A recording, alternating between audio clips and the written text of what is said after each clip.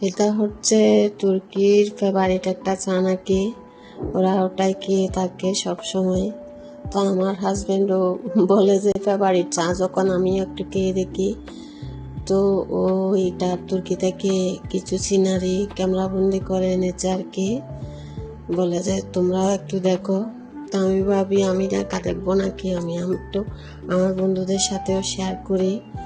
তো এই যে একটু আগে যেটা দেখলেন সেটা হচ্ছে প্লেটার। বলে যে 10 দিন ছিল না তুর্কিতে, ওইখানে নাকি মানে ও ভাত খাই নাই, এগুলোই খেয়েছিল, শাক সবজি আর একটু মাছ খেত। তো এটা হচ্ছে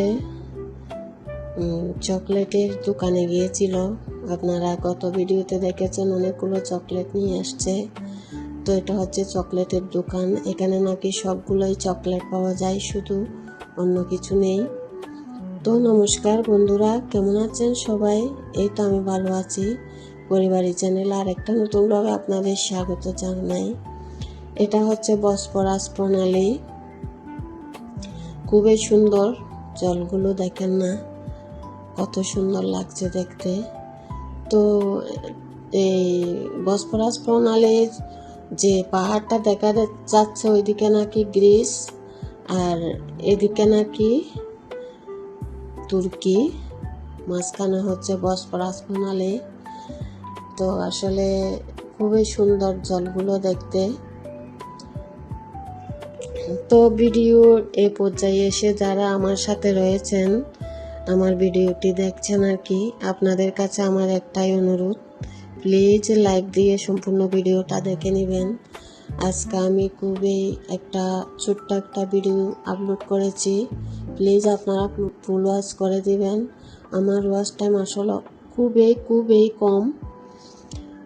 তো আশা করছি বরাবরের মতোই ভিডিওটি আপনাদের কাছে ভালো লাগবে।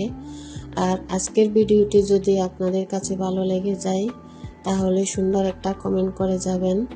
আর নতুন বন্ধু হয়ে ভিজিট করলে প্লিজ চ্যানেলটাকে সাবস্ক্রাইব করে আমার পাশে থেকে যেতে পারেন।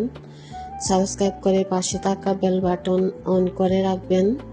আমি যখনই নতুন ভিডিও আপলোড করব সবার আগে আপনার কাছে নোটিফিকেশন পৌঁছে যাবে।